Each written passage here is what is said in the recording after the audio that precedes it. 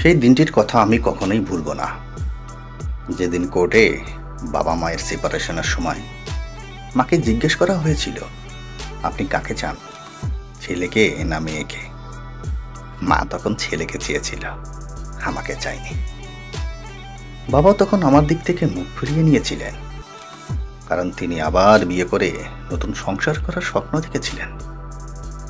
অযথা আমাকে নিয়ে নতুন সংসারে বোঝা বাড়াতে চাননি। কাঠের বেঞ্চিতে বসে যখন অঝরে কাঁদছিলাম, তখন বুকে আগলে ধরেছিল এক লেডি কনস্টেবল। আশ্রয় দিয়েছিলেন তার বাড়িতে, কিন্তু তার মাতাল স্বামীর লোভক দৃষ্টি পড়েছিল আমার উপর।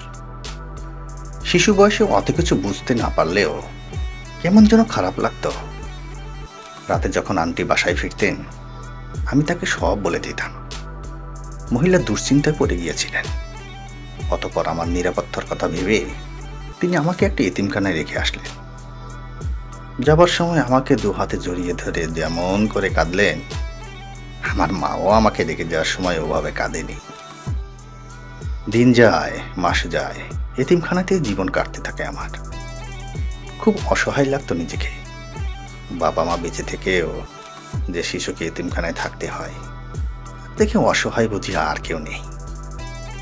বছর 2 পরের কথা, এক নিঃসন্তান ডাক্তার দম্পতি আমাকে দত্তক নেন।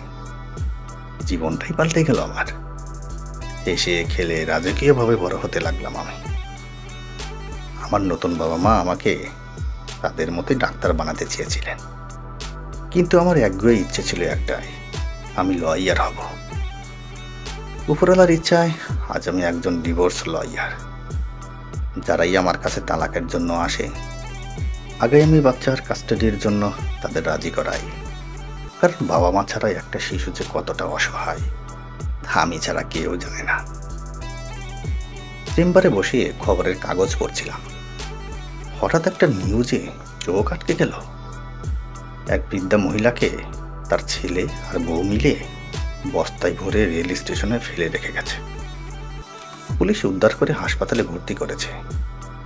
নিচে বৃদ্ধা মহিলার ছবি দেয়া, মুখটা খুব চেনা চেনা লাগছিল। কাছে এনে ভালো করে ছবিটা দেখলাম, বুকের মাঝে ধপ করে উঠল। এই তো সেই মহিলা যে আমাকে অনেক বছর আগে আদালতে ছেড়ে গিয়েছিল, আমার মা। নিজেই গাড়ি ড্রাইভ করে ছুটে গেলাম হাসপাতালে। সেই মুখটা কিন্তু চেনার উপায় নেই। চামড়াটাও কুঁচকে আছে, শরীরটা রোগে শোকে জরাজীর্ণ হয়ে গেছে। ঘুমন্ত মুখটার দিকে তাকিয়ে খুব মায়া লাগছে, ভেতরটা ভেঙ্গে ভেঙ্গে যাচ্ছে। আচ্ছা, সেদিন কি তার একটু কষ্ট লাগেনি? যেদিন তার 10 বছরের শিশু কন্যাটি মা মা করে পিছু পিছু কাঁদতে কাঁদতে দৌড়াচ্ছিল? হয়তো লাগেনি, নয়তো এভাবে ফেলে যেতে পারতো না। একবার ভেবেছিলাম চলে যাব, হঠাৎ দেখি তিনি ঘুম ভেঙে ও পিটপিট করে আমার দিকে তাকিয়ে আছে। বুঝলাম চিনতে পারেননি, চেনার কথাও না। আমি আমার পরিচয় দিলাম। কয়েক সেকেন্ড নিষ্পলক তাকিয়ে থেকে হাউমাউ করে কেঁদে ওঠে। নিজের কৃতকর্মের জন্য বারবার ক্ষমা চাইতে থাকে। নিজের বুকের সাথে শক্ত করে জড়িয়ে ধরি মাকে। মাকে খাওয়ার পর বাবার জন্য মনটা উতলা হয়ে ওঠে। মায়ের কাছ থেকে ঠিকানা নিয়ে বাবার অফিসে যোগাযোগ করি। জানতে পারি কয়েক বছর আগেই রিটায়ার্ড করেছেন তিনি। বাসার ঠিকানায় গিয়ে দেখি উনি নেই।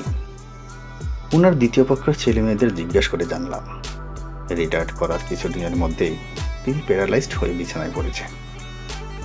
ও অযথা একটা রুম দখল করে নোংরা করত, তাই বিরক্ত হয়ে ছেলে মেয়েরা তাকে একটা সরকারি বৃদ্ধাশ্রমে রেখে আসে।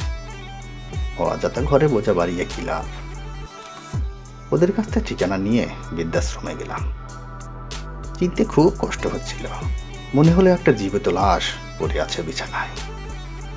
পাশে বসে হাতটা ধরলাম। পরিচয় দিতেই মুখ ফিরিয়ে কাঁদতে লাগলেন। বাবা মা এখন আমার সাথেই এক বাড়িতেই আছেন। একসময় তারা আমাকে ছেড়ে গিয়েছিলেন, কিন্তু আমি ছাড়তে পারিনি। হাজার হোক, আমার বাবা মা তো।